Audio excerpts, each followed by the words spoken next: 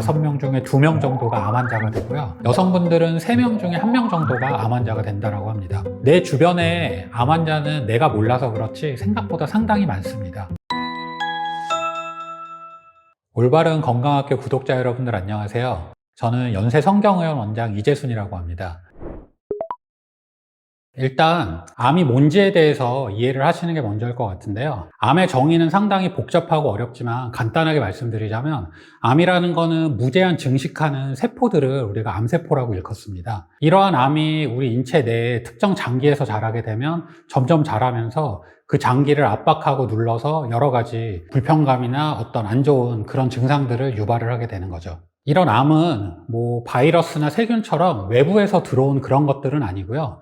우리 몸에 정상적으로 존재하는 세포가 변형을 일으켜서 암세포로 바뀌게 됩니다. 이런 암이 생기는 원인에 대해서는 여러 가지 이론들이 있는데요. 전통적으로는 2가지 이론이 팽팽하게 대립을 하고 있었어요. 한쪽 이론은 암은 유전적 질환이다라는 이론이었고, 한쪽은 아니다, 암은 대사성 질환이다라는 의견이었습니다. 이 암이 유전적 질환이라고 주장하는 쪽에서는 대부분의 암은 가족력이 있더라. 그리고 또 특정 암에서만 발견되는 어떤 특정한 유전자가 있기 때문에 암은 유전자에 의한 유전적 질환이다라고 주장을 하고요. 반면 대사성 질환이라고 주장을 하는 쪽에서는 아니다, 암은 지역적 분포를 따르기 때문에 대사성 질환이라고 주장들을 합니다. 맵고 짜게 먹는 동양인들, 특히 우리나라를 예를 들어보면요. 우리나라 같은 경우에는 맵고 짠 음식을 많이 먹기 때문에 위암 발생률이 상당히 높거든요. 우리나라에서 사는 외국 사람들 같은 경우를 보면 그들 나라에 사는 경우보다 위암 발생률이 더 높아요. 결국은 먹고 마시는 환경적인 게 암을 일으킨다라는 그런 의미가 됩니다. 최근에는 이 2가지 이론이 다 맞다라는 어떤 일종의 스위치 이론이 정설로 받아들여지고 있어요. 스위치 이론이라는 건 뭐냐면 암을 일으키는 유전자는 분명히 있지만 이 유전자가 발현이 되고 스위치가 켜지고 발현이 되지 않고 스위치가 꺼지는지에 따라서 암이 생길 수도 있고 생기지 않을 수도 있다는 건데요. 이처럼 암을 일으키는 유전자라는 스위치를 켜고 끄는데 가장 중요한 역할을 하는 게 환경적인 요인이다라는 거죠. 우리가 암을 일으킬 수 있는 유전자를 갖고 있다 하더라도 환경적인 게 잘 컨트롤이 되면 스위치가 켜지지 않을 거고 암에 걸리지 않을 거다라는 얘기입니다. 즉 암이라는 거는 충분히 우리가 환경적인 거를 통해서 예방을 할 수도 있다라는 그런 얘기가 되는 거죠. 암의 발생 과정을 조금 살펴보면요. 우리 몸은 하루에도 수천 개의 이상세포들을 만들어내게 됩니다. 이 정상세포가 하루에도 수천 개씩 이상세포로 변형이 되게 되는데 대개의 경우는 우리 몸에 있는 면역체계가 이 이상세포들을 걸러주게 돼요. 하지만 이 과정에서 빠져나온 여러 가지 세포들이 시간이 지나면서 전암세포라는 걸로 발현을 하게 됩니다. 이 전암세포라는 거는 말 그대로 암 전 단계를 의미를 하는데요. 아직은 암세포는 아니에요. 하지만 이런 전암세포들이 자꾸자꾸 생기고 쌓여나가게 되면 이러한 전암세포 중에서 하나의 암세포가 탄생하는 순간이 오게 됩니다. 이렇게 탄생한 암세포가 시간이 지나면 점점 증식을 해서 우리가 흔히 이제 진단이 가능한 암을 1cm 크기의 암이라고 하는데요. 이렇게 1cm 크기의 암으로 진행을 하면 결국은 이제 암이라는 게 진단이 되게 되는 거죠. 여기까지 걸리는 시간을 조금 살펴보면 정상세포에서 하나의 전암 단계, 전암세포가 나오는 데까지는 통상적으로 10년 정도 걸린다고 하고요. 이렇게 발생한 전암세포가 하나의 암세포로 전환이 되는 데는 짧으면 3년에서 길면 한 10년 정도가 또 걸린다고 해요. 이렇게 발생한 암세포가 1cm 크기의 진단 가능한 암으로 자라는데 또 한 10년 정도가 걸리고, 즉 정상세포가 암이 될 때까지는 짧게는 20년에서 길게는 30년 가까이 시간이 필요하다라는 얘기죠. 이 얘기는 우리가 앞에서 말씀드렸던 것처럼 암을 대사성 질환이 들어간 스위치 이론으로 생각을 해보면 그 30년, 20년 기간 안에 내가 분명히 이 암으로 전환되는 이 길목에서 빠져나갈 수 있는 기회가 있었다라는 의미입니다. 이미 내 몸에 들어와 있고 내가 가지고 있는 암을 일으키는 유전자는 내가 해결할 방법은 없습니다. 특정 유전자만을 끄집어낼 수도 없고요. 따라서 이 암이라는 유전자를 가지고 있어도 스위치가 켜지지 않도록 환경을 조절을 하는 게 제일 중요하고요. 여러 가지 환경 중에서 우리가 가장 손쉽게 그리고 컨트롤을 가장 잘 할 수 있는 거는 뭐니 해도 먹는 거, 식습관이라고 할 수 있겠습니다. 암이라는 한자를 조금 살펴보면 암이라는 한자에는 입구자가 3개가 있어요. 옛날 사람들도 암이라는 거는 먹는 게 그만큼 중요하게 암 발생에 영향을 미친다라고 생각을 했다. 그렇게 생각을 할 수도 있고요. 입구자가 3개나 있잖아요. 즉 많이 먹는 거, 과식을 하는 게 암을 일으키는데 매우 중요한 위험인자다. 이렇게 생각을 할 수도 있을 것 같습니다. 비만이 암에 상당한 위험인자로 작용을 하기 때문에 비만의 반대인 소식이 암에 좋지 않을까라고 생각을 하시는 것 같아요. 일단 비만이라는 거는 대부분의 암에 있어서 위험인자로 작용하고 또 암 환자에 있어서는 치료에 부정적인 요인으로 작용을 합니다. 따라서 소식, 적게 먹게 되면 그만큼 암에 있어서 도움이 되고 암에 좋은 거 아닌가라고 생각들을 하시는데요. 여기서 중요한 거는 정확히 소식이라는 게 무엇이냐입니다. 무조건 적게 먹고 안 먹는 거를 소식이라고 생각을 하시면 안 되고요. 건강한 의미의 소식은 필수 영양소는 골고루 섭취를 하되 내가 그날 먹어야 될 총 칼로리의 한 70에서 80% 정도만 섭취하는 거를 소식이라고 이해를 하셔야 될 것 같아요. 또 소식보다 중요한 것 중에 하나가 천천히 먹고 오래 씹는 건데요. 소식다작이라는 말이 있습니다. 건강을 위해서는 적게 먹고 많이 씹으라는 얘기인데 우리가 음식을 충분히 씹지 않고 너무 빨리 먹게 되면 포만감을 느낄 시간이 없기 때문에 과식으로 이어질 수가 있어요. 즉 비만이 될 수 있다는 얘기죠. 또 이러한 소식이 모든 사람들한테 도움이 되는 건 아니고요. 일단 자라나는 청소년들 같은 경우엔 자라기 위해서 여러 가지 에너지가 필요하기 때문에 이런 경우에 소식은 자칫 성장 지연으로 이어질 수 있기 때문에 피해야 되는 게 좋고요. 나이가 있는 고령이신 분들, 노인분들 같은 경우엔 가뜩이나 신체 기능이 떨어지기 때문에 음식에 대한 흡수율이 떨어집니다. 고령이신 분들은 같은 양을 먹어도 젊었을 때보다 흡수가 덜 되는데 이분들이 소식을 해버린다 그러면 이번에는 에너지가 너무 적게 들어가서 문제가 될 수 있는 거고요. 끝으로 여러 가지 질병을 갖고 계신 분들, 예를 들어서 당뇨 환자나 골다공증 환자 같은 경우에 소식을 하게 되면 당뇨 환자는 저혈당이 올 수 있는 위험성도 있고요. 골다공증이 있는 환자분들은 너무 적게 먹을 경우에 골밀도가 더 떨어져서 오히려 골다공증이 악화될 위험성이 있기 때문에 무조건 모든 사람에게 소식이 좋다라고 말씀을 드릴 수는 없습니다. 이거 먹으면 100% 암에 걸린다 그런 음식은 없지만 꾸준히 오래 많이 먹었을 때 암을 발생시킬 가능성, 암 발병률을 올려주는 그런 음식들은 있고요. 대표적으로 몇 가지 예를 들어드리면 가공육이라는 게 있어요. 소세지나 햄, 베이컨 같은 가공육의 경우에 우리가 하루에 이 가공육을 50g 이상씩 매일 복용을 한다고 하면 대장암의 발병률이 한 18% 정도 증가한다고 알려져 있습니다. 또 적색류, 돼지고기, 소고기처럼 빨간 고기의 경우도 꾸준히 먹을 경우에 전반적인 암 발생률이 15% 정도 증가한다는 연구도 있고요. 이외에도 술의 경우는 많이들 알겠지만 간암을 일으킬 수 있는 그런 음식인데요. 술을 많이 마실 경우에는 간암의 발생률은 약 6배 이상, 췌장암이나 결장암은 2배 이상, 전립선암이나 대장암 같은 경우에는 80% 이상 암 발생률이 증가한다고 알려져 있습니다. 또한 설탕, 너무 단 음식 같은 경우에는 암을 직접적으로 유발을 하는 그런 음식은 아닙니다. 하지만 간접적으로는 암을 유발을 할 수 있는데요. 비만을 일으킬 수 있기 때문에 그렇습니다. 비만의 경우 대부분의 암이 위험인자이기 때문에 설탕은 간접적으로 암을 일으킬 위험성이 있고요. 뿐만 아니라 과도하게 단 음식, 설탕을 많이 먹게 되면 당뇨나 여러 가지 고지혈증 같은 성인병을 유발할 수도 있게 됩니다. 탄 음식이 암을 일으킨다라는 얘기들을 많이 들어보셨을 거예요. 이 경우에는 이제 탄 음식에 포함되어 있는 벤조피렌이라는 성분 때문에 암을 일으킨다라고 알려져 있는데요. 벤조피렌은 화석 연료를 태울 때 이게 불완전 연소되면서 나오는 일종의 환경 호르몬입니다. 숯불 등을 이용해서 우리가 직화구이, 고기를 구워 먹을 때 탄 부분에서 많이 나오는 게 이 벤조피렌이고요. 이 벤조피렌은 소화기암, 특히 위암이나 대장암의 발병을 높인다라고 알려져 있습니다.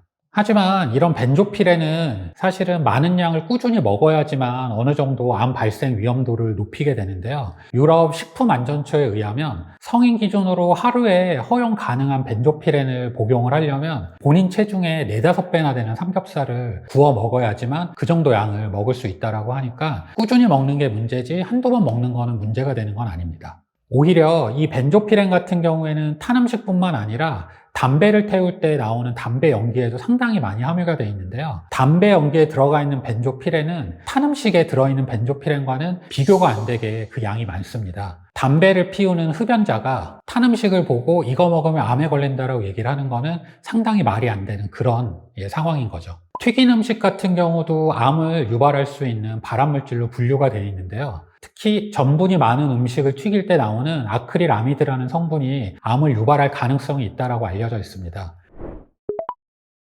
음식뿐만 아니라 우리가 먹는 식습관도 암을 유발할 수 있는 식습관들이 있는데요. 대표적으로 야식을 예를 들 수 있는데, 야식을 먹는다는 거, 저녁 늦게 식사를 한다는 건 소화가 되기 전에 자는 경우가 많아지게 되거든요. 충분히 소화가 되지 않았는데 잠을 자게 되면 위에 아직 소화가 안 되고 남아있는 음식이 식도로 역류를 함으로써 역류성 식도염을 일으킬 수도 있고요. 위 자체에 부담을 줄 수 있기 때문에 이런 것들이 자칫 식도암이나 위암으로 전환이 될 확률이 올라가게 됩니다. 또 매우 빨리 음식을 먹는 그런 분들 같은 경우엔 너무 빨리 우리가 음식을 먹게 되면 포만감을 느끼기 전에 과식을 해버리는 경향이 생겨서 이러한 과식은 비만으로 이어질 수 있기 때문에 이건 역시 암을 유발할 수 있는 식습관이라고 할 수 있고요.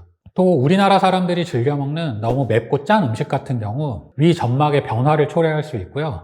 이처럼 위 점막이 변화하게 되면 위암으로 이행되는 확률이 올라가기 때문에 맵고 짠 그런 자극적인 음식도 암을 일으킬 수 있는 가능성이 있습니다.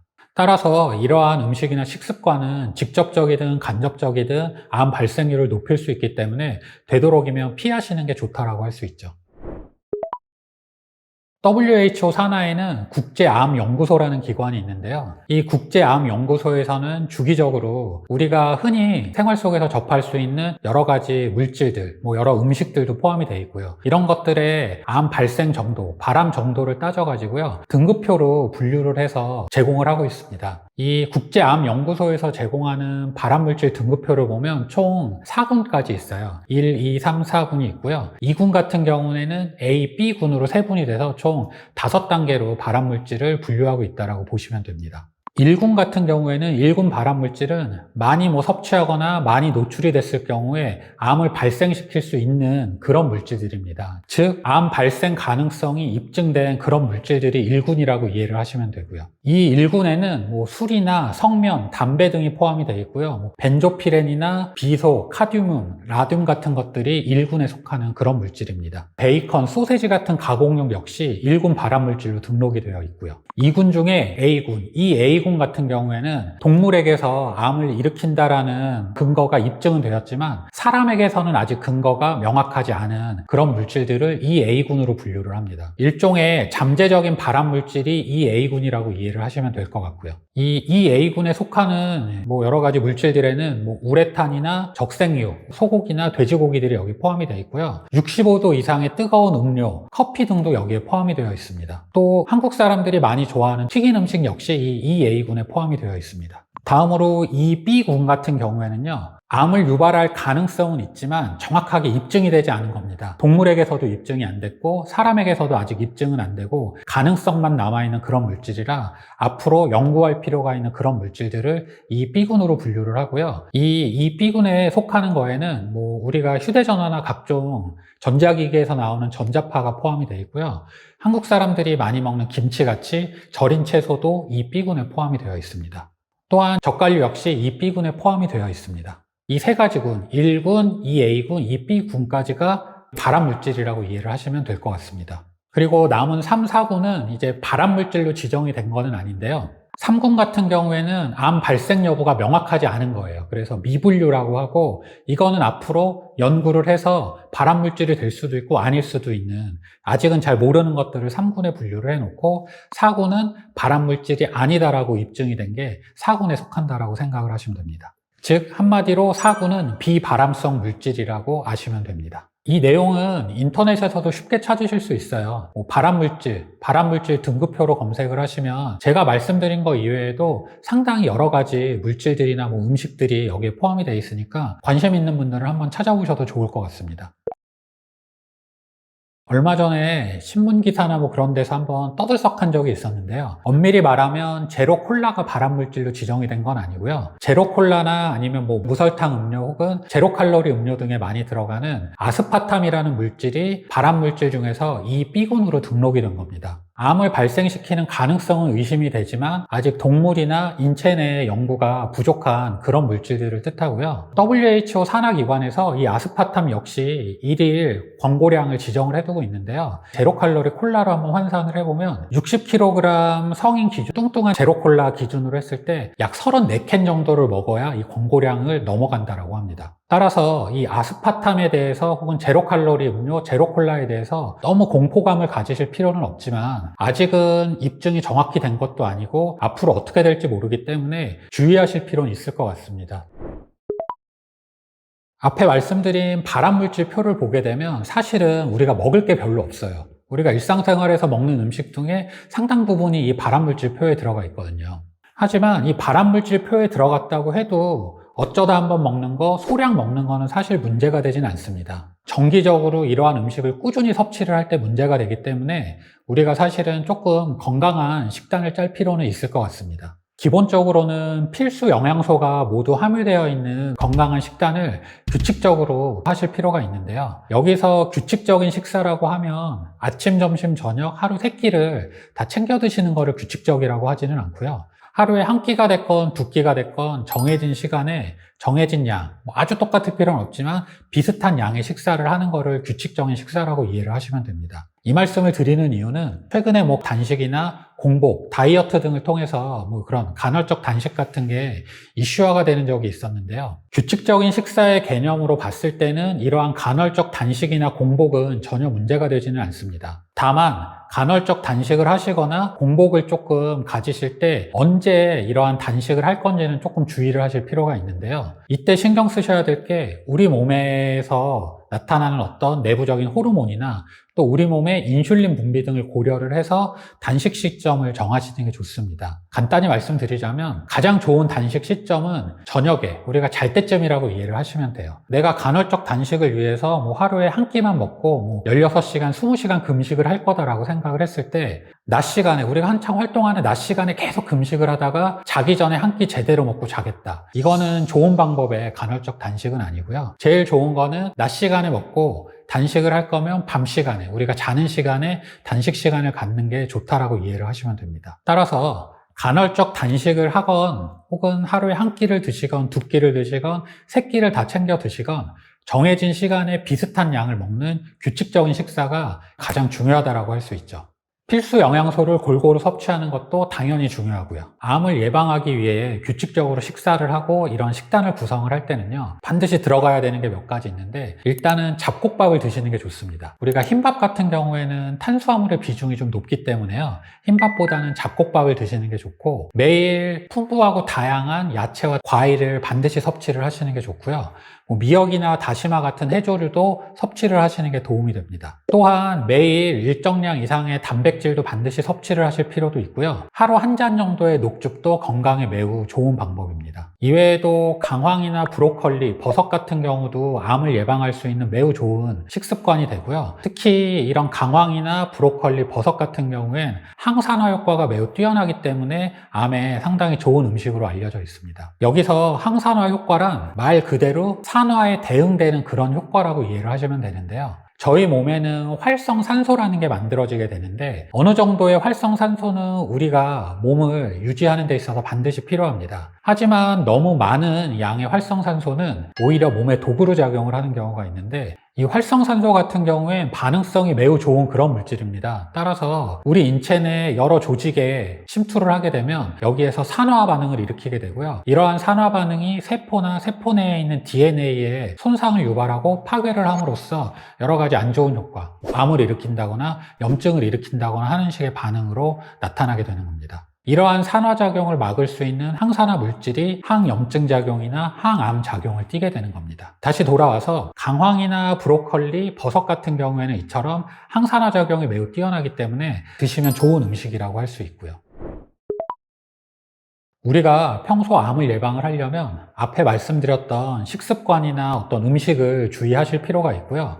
필수 영양소가 반드시 들어간 음식을 규칙적으로 식사를 하시는 게 중요하고, 어쩌다 한 번은 상관없지만 암을 일으킬 위험성이 있는 발암 물질은 최대한 피하시는 게 좋습니다. 또 불편하거나 어떤 이상 증상이 있을 때는 반드시 병원의 진료를 보실 필요가 있고요. 여기서 말씀드리는 이상 증상, 불편한 증상이라는 거는 어떤 암을 의심할 수 있는 특징적인 증상, 예를 들면 혈변을 봤다거나 혹은 피를 토한다거나 하면 위암이나 대장암을 의심해 볼 수 있고요. 가래를 뱉었더니 피가 섞여 나온다 그러면 폐암을 한 번은 의심을 해봐야 되고, 유방에 멍울이 잡힌다거나 분비물이 생길 경우 유방암을 또 의심을 해봐야 되고, 어느 날 봤더니 목이 많이 부어있고 갑상선이 비대해진 것 같다, 커진 것 같다 그러면 갑상선암을 의심을 해봐야겠죠. 이런 식으로 어떤 특정한 증상이 있으면 이거를 대수롭지 않게 넘기지 마시고 반드시 병원에 가서 진찰을 받아보시는 것도 암을 예방할 수 있는 좋은 방법입니다. 이외에도 특징적이지는 않은데 일반적이지만 원인을 알 수 없는 증상이 있는 경우들이 있습니다. 예를 들면 이유를 알 수 없이 밥도 잘 먹는데 이유를 알 수 없이 체중이 자꾸 빠진다거나, 잠도 충분히 자고 특별히 힘든 일을 하는 것도 아닌데 피로감이 되게 심하다거나, 원인 없이 발열이 계속, 열이 계속 지속된다거나 하면 이런 경우에도 병원에 가서 혹시나 어디에 문제가 있지 않는지 진료를 반드시 보실 필요가 있죠. 그리고 흔히 침묵의 암이라고 해서 초기 증상이 거의 없는 암들도 있어요. 췌장암이나 담도암 같은 것들이 그 대표적인 예고요. 이러한 암들은 증상이 나타나서 검사를 했을 경우엔 이미 병기가 상당히 진행이 된 경우가 많기 때문에 이런 경우에는 조기에 암을 예방하고 조기 발견을 하기 위해선 정기적인 검진이 매우 중요합니다. 이런 정기검진 같은 경우 우리나라는 국가검진 시스템이 매우 잘 갖춰진 나라입니다. 따라서 성인부터는 특정 일정 주기마다 나라에서 어떤 검진을 받으라고 안내장이 계속 나오는데요. 이러한 검진 주기를 딱딱 맞춰서 검진을 진행을 하는 것도 암을 예방을 하고 조기 발견을 하는 데 매우 중요한 방법입니다. 내가 어떤 이상이 있다거나 특징적인 증상이 있을 때는 이런 정기검진에 더불어 추가적인 검사를 하실 필요도 있고요. 유방 초음파를 한다거나 갑상선 초음파 혹은 폐 CT를 찍는다거나 이런 추가적인 검사까지 곁들이시면 암을 예방을 하고 조기 발견을 하는데 매우 큰 도움이 될 수 있습니다. 많이 들어보셨을 거예요. 환경 호르몬을 예로 들 수 있는데요. 환경 호르몬이라는 건 뭐냐면 우리 몸 안에서 정상적으로 만들어지는 호르몬은 아니고요. 외부에서 생성되는 어떤 물질로서 우리 몸 안에 들어가면 내분비계에 어떤 교란을 일으키게 됩니다. 따라서 이것들이 세포에도 어떤 독성을 미치게 되고 세포 DNA에도 독성을 미치게 돼서 암 발생률을 올려줄 수 있는 그런 물질들을 환경 호르몬이라고 이해하시면 돼요. 먼저 프탈레이트라는 환경 호르몬이 있습니다. 이 프탈레이트라는 거는 플라스틱 있잖아요. 이 플라스틱, 특히 PVC 재질의 플라스틱을 부드럽게 만들어주는 가소제, 일종의 첨가물이라고 생각을 하시면 되고요. 이 플라스틱이 많이 함유된 장난감이나 방향제, 화장품 등에 많이 포함이 되어 있는 그런 물질이 프탈레이트입니다. 이 프탈레이트도 이제 암을 유발할 수 있는 환경 호르몬인데, 이 프탈레이트가 특히 문제가 되는 경우는 우리가 포장 용기에 사용되는 음식 포장용 랩 있잖아요. 이 랩에 문제가 되는 경우가 많은데, 일반 가정용 랩은 크게 문제가 없다라고 하는데 우리가 상업용으로 사용하는 랩 중에는 PVC 재재로 만들어진 랩이 있다라고 해요. 이 PVC 재재 랩 같은 경우엔 열, 고온에 되게 취약하고요. 유기용제, 기름에도 되게 취약한 걸로 알려져 있습니다. 따라서 갓 튀긴 뜨거운 튀김 음식을 만약에 일회용기에 담고 포장용, PVC로 만들어진 포장용 랩으로 감쌌다 하면 이 프탈레이트가 그만큼 많이 유리가 된다라고 생각을 하면 되죠. 다음으로 비스페놀 A라는 게 있는데요. 이 비스페놀 A는 종이 영수 중에 많이 함유가 되어 있고 또 음식이 담겨 있는 통조림 캔에도 많이 함유가 되어 있는 그런 물질입니다. 세 번째로 많이 사용하는 종이컵 있잖아요. 종이컵 같은 경우는 일반 종이를 사용을 할 수는 없고요. 폴리에틸렌 코팅이 된 종이를 사용을 합니다. 이 폴리에틸렌이 코팅된 종이로 만든 종이컵 같은 경우 문제가 되는 게 바로 나노플라스틱입니다. 우리가 흔히 미세 플라스틱이라는 얘기는 많이 들어보셨을 텐데요. 일반적으로 미세 플라스틱은 1mm에서 커봤자 5mm 미만의 아주 작은 플라스틱 덩어리들을 의미하는데, 나노플라스틱은 이 미세 플라스틱보다 더 작은 플라스틱을 의미합니다. 일반적으로는 1마이크로미터보다 더 작은 플라스틱들을 나노플라스틱이라고 하는데, 우리가 종이컵에 뜨거운 물을 오랜 기간 동안 담아두게 되면 많은 양의 나노플라스틱이 나오는 걸로 알려져 있고요. 우리가 흔히 마시는 생수병 안에도 이 나노플라스틱이 수조 개가 검출이 된다라고 하네요. 세포 내까지 유입이 될 수 있는 물질이기 때문에 향후에는 어떤 문제를 일으킬지 모르는 그런 게 바로 이 나노플라스틱입니다. 사실 현대사회에서 일회용품, 종이컵 이런 것들을 안 쓰기는 상당히 힘듭니다. 하지만 최소한 노력을 할 필요는 있다고 생각을 하고요. 일단은 우리가 일상생활 속에서 종이컵을 안 쓰는 노력을 좀 해보시는 게 어떨까 싶어요. 텀블러를 가지고 다니면서 텀블러에다가 음료수를 담아 마셔서 종이컵 사용량을 줄이는 것도 좋은 방법일 것 같고요. 또한 각종 일회용품, 일회용 그릇들도 사용을 하지 않는 게 건강상의 문제도 있지만 또 큰 틀에서는 환경적인 문제, 쓰레기 문제로도 직결이 되기 때문에 이런 것들을 최대한 줄일 필요는 있어 보입니다. 안 사용하는 게 제일 좋고 어쩔 수 없이 일회용품을 사용한다 하더라도 음식을 오래 담아두는 거는 그만큼 유해 물질이 많이 나올 수 있기 때문에 피하시는 게 좋고요. 특히나 뜨거운 음식을 담아두는 것은 피하시는 게 좋습니다. 또 발암물질 중에 비스페놀 A처럼 종이 영수증에 나오는 그런 물질도 있기 때문에 종이 영수증을 발급받는 대신 전자 영수증으로 대체를 하는 것도 좋은 방법이고요. 종이 영수증을 발급받았다 하면 그거를 자꾸 만지실 필요는 없겠죠.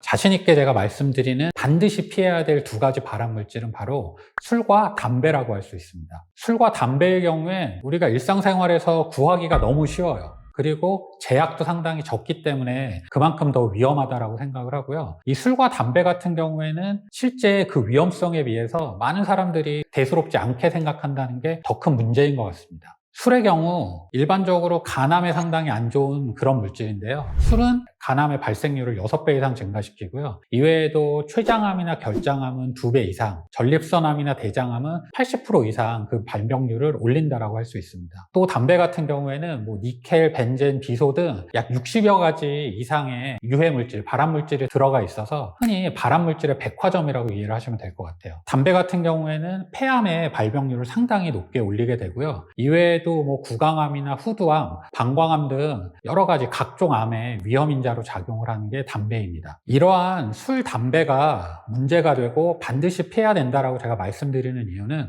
이 자체의 유해성, 어떤 발암성도 상당히 중요하지만 무엇보다 중독성이 문제인 것 같아요. 앞에서도 제가 발암물질로 분류되는 여러 가지 음식들을 여러 번 반복적으로 먹는 게 안 좋기 때문에 한두 번 먹는 건 크게 문제가 되지 않는다라고 말씀드렸는데 이 술과 담배는 중독성이 있기 때문에 어쩌다 한두 번이 상당히 어렵거든요. 그래서 더 문제라고 생각을 합니다. 이 중독성에 대해서 조금 자세히 얘기를 해보면 한 연구 결과에 따르면요. 담배에 들어가 있는 니코틴의 경우에는 처음 노출이 되고 나면 약 67% 정도가 중독으로 이어진다라고 해요. 알코올 같은 경우에는 니코틴보다는 조금 낮지만 약 22.7%, 한 23% 정도가 첫 노출 이후에 중독으로 연결이 되고요. 중독성만 놓고 보면 담배가 술보다 훨씬 안 좋은 것처럼 보여지는데 사실 저는 개인적으로 최근에는 담배보다는 술이 더 위험하다고 생각을 합니다. 이유는 담배는 최근 들어서 상당히 사회적 어떤 그런 분위기가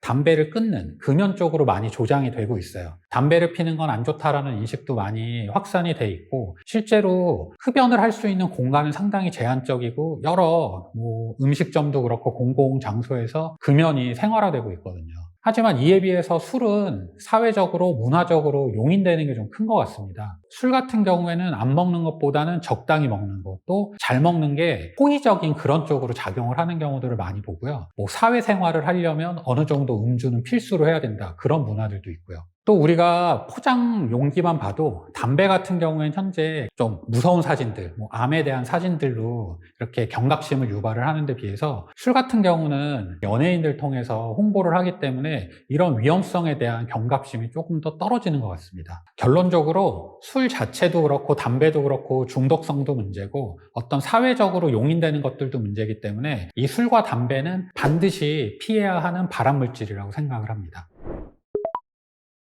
간접 흡연도 상당히 문제가 되고요. 사실 어떤 의미로는 간접 흡연이 더 안 좋다라고도 할 수 있습니다. 우리가 담배 연기는 크게 주류연과 부류연으로 구분을 하게 되는데요. 말이 좀 어려운데 주류연은 흡연자, 담배를 피우는 사람이 담배 연기를 빨아들인 다음에 내뱉는 연기를 주류연이라고 하고요. 부류연은 담배 자체가 탈 때 나오는 연기를 의미합니다. 이 간접 흡연이 안 좋은 이유는 간접 흡연자는 대부분 이 흡연자가 내뿜는 주류연보다 부류연을 많이 흡입을 하게 되는데 평균적으로 주류연은 15%, 부류연은 85% 정도 흡입을 한다고 해요. 이게 문제가 되는 이유는 이 부류연 같은 경우에는 독성 물질의 농도가 훨씬 높고요. 입자가 더 작기 때문에 폐 깊숙한 곳으로 더 잘 들어갈 수 있어서 문제고, 흡연자가 빨아들이는 이 주류연 같은 경우는 담배 끝에 필터가 있어서 1차적으로 독성 물질, 특히 니코틴이나 타르 등을 걸러주게 됩니다. 간단하게 말씀드리면 담배를 피는 사람은 필터를 통해서 한번 걸러진 담배 연기를 마시는 거고, 간접 흡연자는 필터 없이 독성 물질이 훨씬 많은 연기를 마셔야 되기 때문에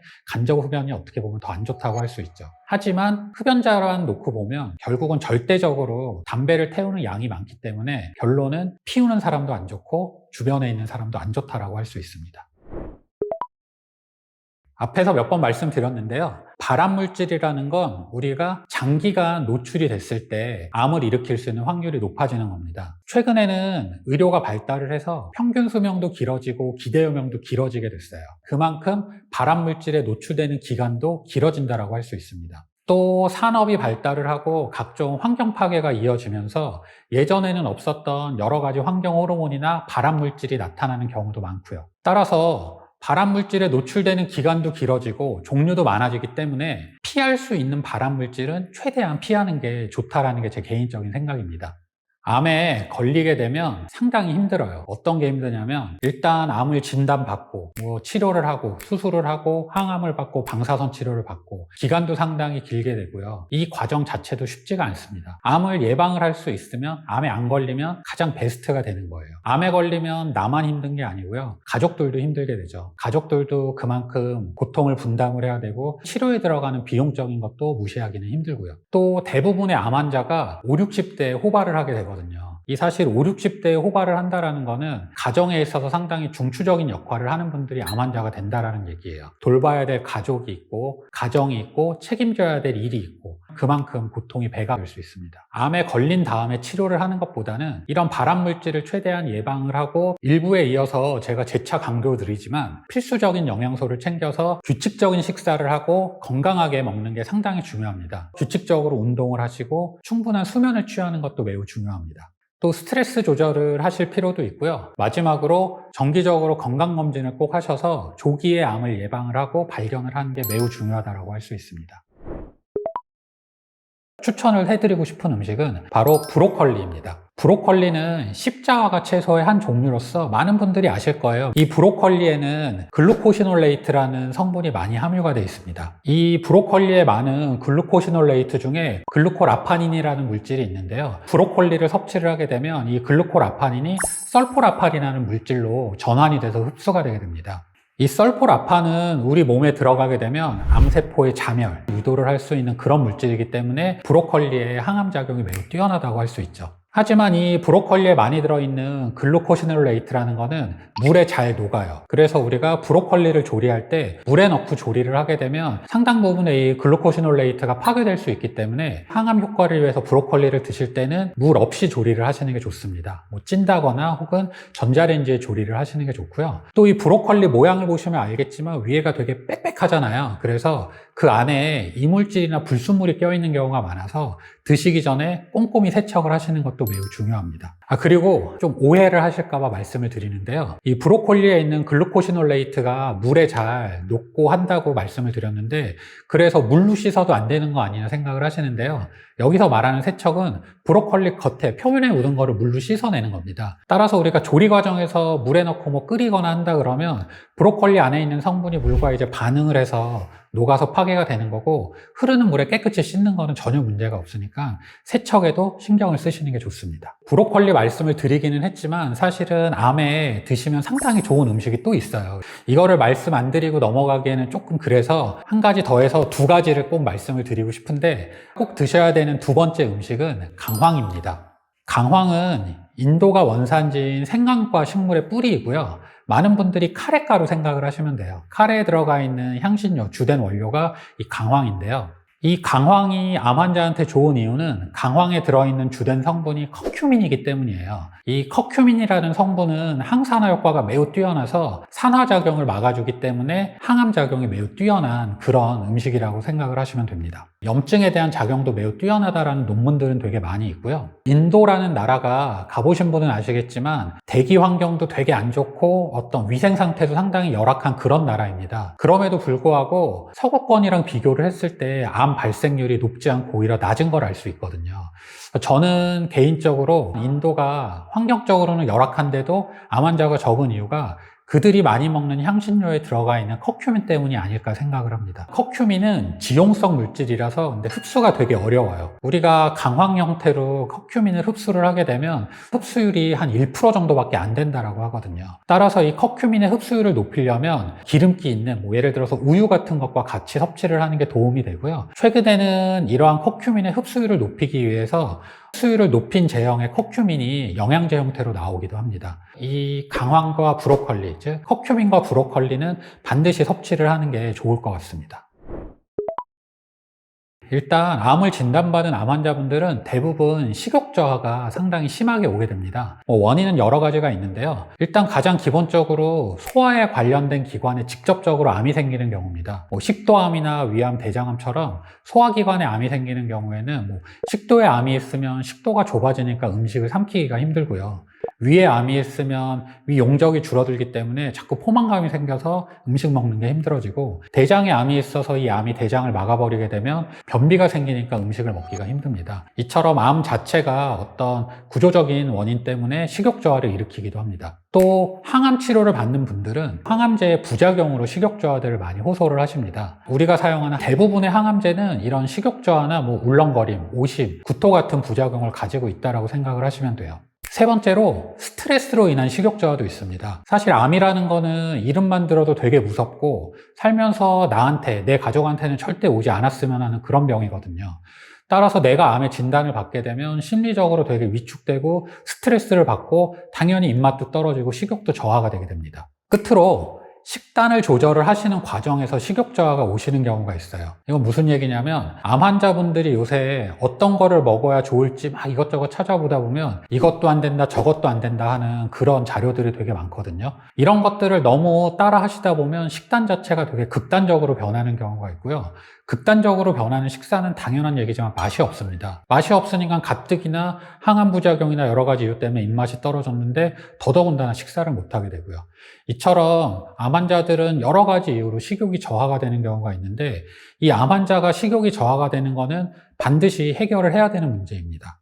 왜냐하면 식욕이 저하가 되고 식사량이 떨어진다는 거는 우리 몸의 근력량이 그만큼 줄어든다는 거고요. 근력량이 줄어들게 되면 여러 가지 문제들이 생겨요. 기초대사량도 떨어질 수 있고 체력적인 문제도 있을 수 있고, 마지막으로 면역력이 저하가 됩니다. 면역력이 저하가 되면 우리가 암으로부터 회복이 되고 항암 치료를 받는 여러 과정 중에 문제가 생길 수 있기 때문에 이러한 악순환을 끊기 위해서는 식욕 저하는 반드시 해결을 하시는 게 좋죠.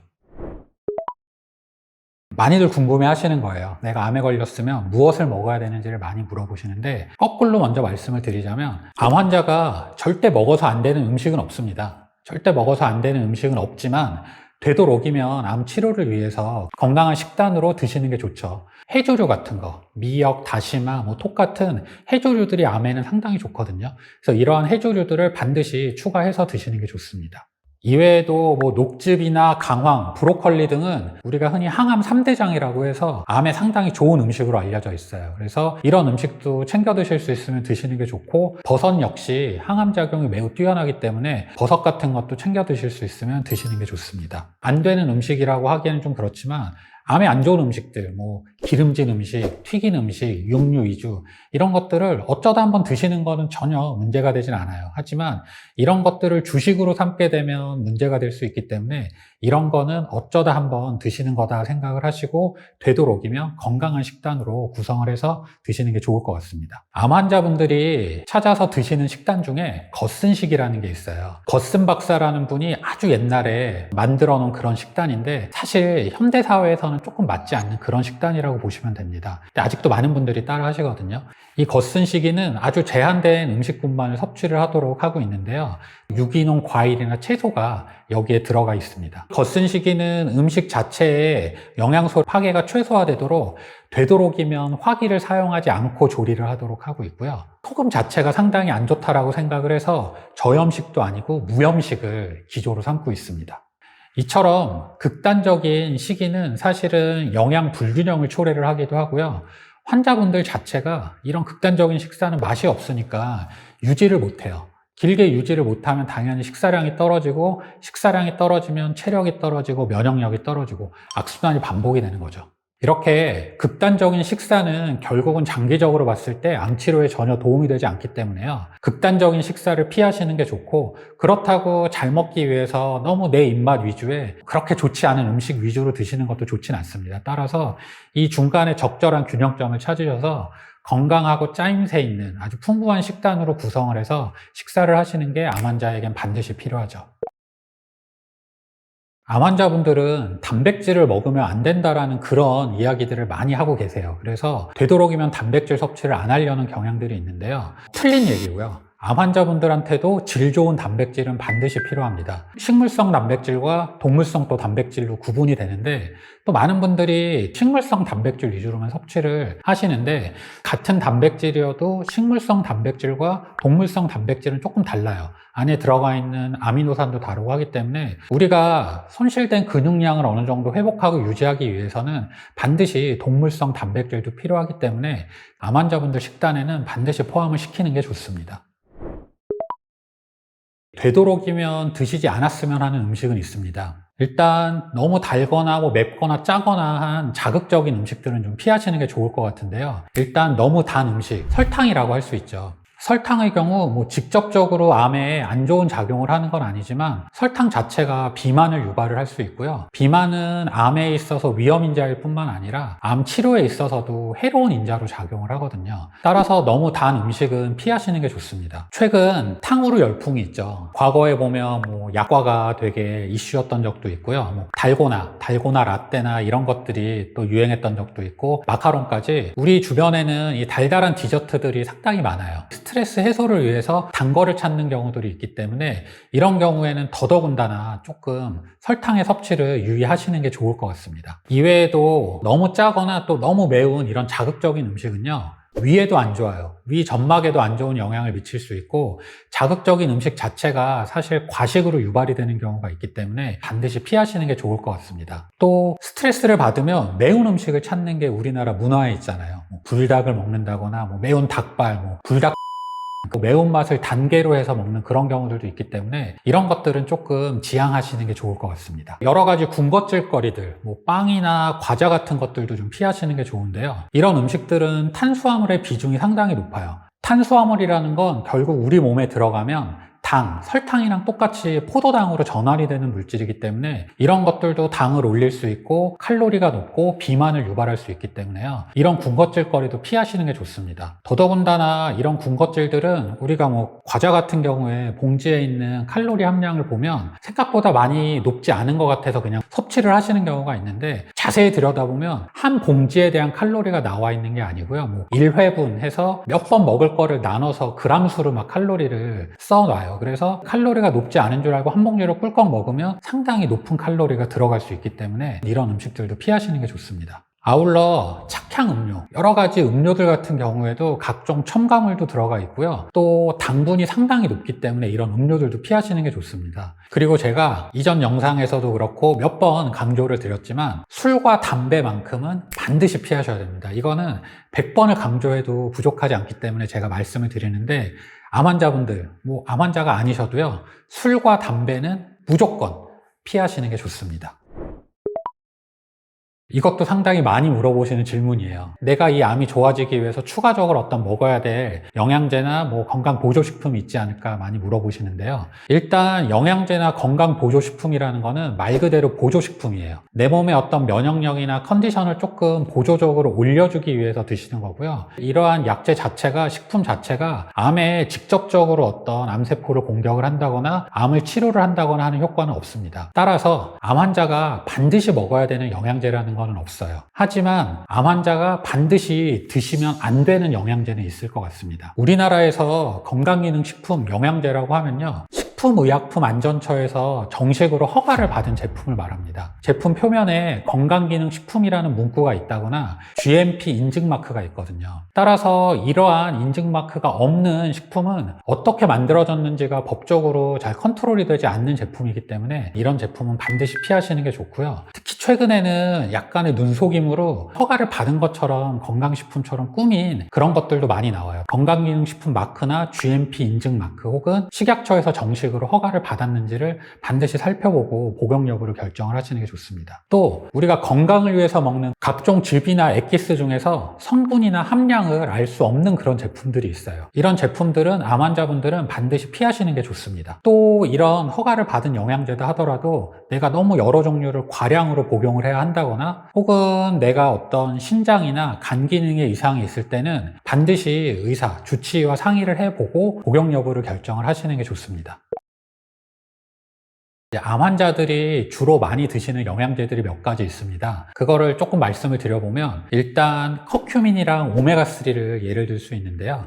이 커큐민이랑 오메가3는 미국에 있는 암 환자분들이 가장 많이 찾아 먹는 건강기능식품 1위, 2위라고 합니다. 커큐민은 아까도 말씀드렸지만 음식으로 먹는 강황 대신 흡수율을 높이기 위해서 만들어낸 그런 제형들이 많이 나와서 암 환자분들이 많이 복용을 하고 계십니다. 오메가3 같은 경우에는 대표적으로 중성지방이 높은 고지혈증 환자, 고콜레스테롤 혈증 환자의 치료제로 사용되는 게 이 오메가3인데요. 오메가3의 주성분인 DHA가 암세포의 사멸, 를 유발하는 그런 효과가 있기 때문에 암 환자분들이 오메가3도 건강기능식품으로 많이 드시고 계십니다. 1, 2위인 커큐민과 오메가3 이외에도 많이 드시는 영양제 건강기능식품으로 후코이단이라는 게 있습니다. 이 후코이단이라는 거는 미역이나 다시마, 톡 같은 갈조류, 해조류의 표면에 있는 점액질에 있는 수용성 식이섬유를 뜻하고요. 이 식이섬유 후코이단은 우리가 몸에 있는 면역세포 중에 암세포를 잡아먹을 수 있는 NK세포라고 있거든요. 이 한국말로는 자연살해세포라고 하는데 암세포를 잡아먹을 수 있는 이 NK세포의 활성을 후코이단이 높여주는 효과가 있기 때문에 암 환자분들한테 도움이 된다고 할 수 있습니다.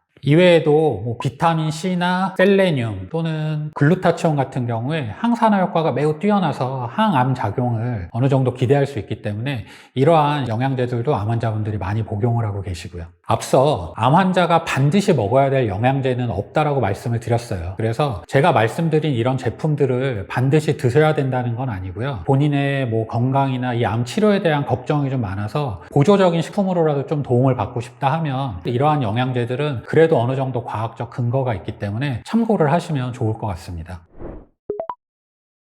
많이 있는데요. 첫 번째는 규칙적으로 운동을 하시는 게 상당히 중요하고요. 이때 주의하실 거는 운동 강도인데요. 꾸준히 운동을 하시려면 너무 과한 운동보다는 점진적으로 높여가시는 운동이 좋습니다. 두 번째로 규칙적인 식사를 반드시 하셔야 됩니다. 규칙적인 식사라는 거는 하루 3끼를 챙겨 먹는 식사가 아닙니다. 하루에 2끼를 드시더라도 정해진 시간에 정해진 양을 규칙적으로 드시라는 의미이고요. 너무 극단적인 식사는 악영향을 끼치는 경우가 있으니까 피하시는 게 좋고요. 세 번째로 규칙적이고 충분한 수면. 가장 좋은 거는 8시간 이상 숙면을 취하시는 게 좋고 못해도 6시간 이상은 주무시는 게 좋고요. 규칙적이라는 거는 정해진 시간에 잠이 들어서 비슷한 시간대에 일어나는 게 좋다라는 겁니다. 그러니까 어떤 날은 초저녁에 자고 어떤 날은 새벽까지 깨 있다가 자고 이런 것들은 안 좋고 정해진 시간에 최소 6시간에서 8시간 이상 수면을 취하시는 게 좋습니다. 다음으로 스트레스 조절 역시 매우 중요합니다. 스트레스라는 거는 암을 일으키는 위험인자로도 작용을 하고요. 암 치료에 있어서 치료를 방해하는 방해인자로도 작용을 합니다. 이 스트레스를 조절하는 방법은 여러 가지가 있는데 일단 앞에도 몇 번 말씀드렸는데 자극적인 음식을 먹고 달달한 음식을 먹고 이런 식의 방법보다는 조금 더 건강한 방법으로 해소를 하시는 게 좋습니다. 여기서 말씀드리는 건강한 방법이라는 거는 운동이 될 수도 있고요. 독서나 산책, 여행 같은 것들이 될 수도 있고 이런 식으로 본인만의 어떤 스트레스를 해소할 수 있는 방법을 찾는 게 매우 중요하다고 말씀을 드릴 수 있고요. 잘 우는 것도 스트레스 해소에 아주 큰 도움이 됩니다. 제 경험상 암을 진단받은 환자분들은 상당히 두렵고 무섭고 속상한데 이 두렵고 무서운 마음을 잘 표출을 못 하세요. 뭐 내가 진단을 받았는데 가족들이 걱정할까봐, 자식들이 걱정할까봐 마음도 굴지 못하고 하는 경우들도 있는데 이런 것들도 장기적으로는 스트레스로 작용을 하기 때문에 암 환자분들은 스트레스를 해소하고 건강하게 한 번씩 잘 울어서 감정을 배출하는 것도 매우 중요하다고 할 수 있습니다. 또 치료에 있어서 긍정적인 마인드를 갖는 게 좋습니다. 이거는 사실 좀 어렵기는 한데 두렵고 무섭고 하지만 최대한 치료가 잘 될 거다 긍정적으로 생각을 하시는 게 좋아요. 병원에 치료를 받으러 오는 분들을 보면 나는 잘 될 거야, 건강해질 거야 라고 긍정적으로 생각을 하시는 분들이 있고요. 어떤 분들 같은 경우에는 나는 암에 걸려서 오히려 좋아진 것 같다라고 말씀을 하시는 경우도 있어요. 좀 의아한 얘기인데 본인은 여태까지 막 살았대요. 막 술도 먹고 생활 습관도 막 되게 불규칙하고 했는데 암에 걸리고 나니까 내 건강이 얼마나 소중한지를 알았고 그래서 되게 규칙적인 생활을 하고 몸에 안 좋은 술, 담배도 끊고 했더라. 그래서 그분은 어떻게 말씀을 하시냐면요. 내가 암에 안 걸렸으면 다른 성인병으로 일찍 죽었을 수도 있다. 근데 암에 걸렸기 때문에 오히려 더 길게 사는 것 같다라고 말씀을 하세요. 이런 말씀을 드리는 이유는 치료를 하는 데 있어서 똑같은 치료를 해도 긍정적으로 잘 될 거야 라는 마음가짐으로 치료를 하시는 분이랑 이거 한다고 잘 되겠어. 나는 어차피 나빠질 거야 라고 부정적인 생각을 가지고 치료에 임하시는 분들을 보면 희한하게 비슷한 병기, 비슷한 나이에 비슷한 치료를 했는데 치료 효과에서 차이가 나거든요. 따라서 암 환자분들은 어렵겠지만 항상 긍정적으로 생각하고 잘 될 거야 라는 마음가짐을 갖는 것도 매우 중요한 것 같습니다. 끝으로 암 환자분들은 본인한테 나타나는 어떤 조그만 증상도 무시하지 말고 병원에서 상담을 받아보실 필요가 있어요. 암 환자분들 사실 걱정되죠. 기침만 해도 내가 또 폐에 전이가 됐나, 머리만 살짝 아파도 머리에 전이가 됐나 걱정들이 많으신데 암 환자분들이 주의하셔야 될 거는 너무 건강 염려증도 안 좋습니다. 그러니까 조그만 증상도 무조건 암에 결부를 시켜서 안 좋아진 거 아니야 라고 하는 건강 염려증도 안 좋지만 그렇다고 나한테 일어난 증상들을 별거 아닐 거야 라고 무시하는 것도 좋진 않아요. 따라서 이거를 잘 컨트롤할 수 있는 방법은 내가 접근하기 쉬운 집 근처에 내 건강 주치의를 하나 둬서 내 몸에 나타나는 증상은 그분한테 먼저 가서 상의를 받아보는 거예요. 이런 식으로 건강을 관리하는 게 매우 중요하다고 할 수 있습니다. 암은 매우 무섭고 두려운 질병이지만 우리가 암을 제대로 알고 이러한 여러 가지 생활 습관들만 잘 지켜나간다면 충분히 극복을 할 수 있습니다. 희망을 버리지 마시고요. 이러한 습관을 반드시 실천을 하시는 게 좋을 것 같습니다.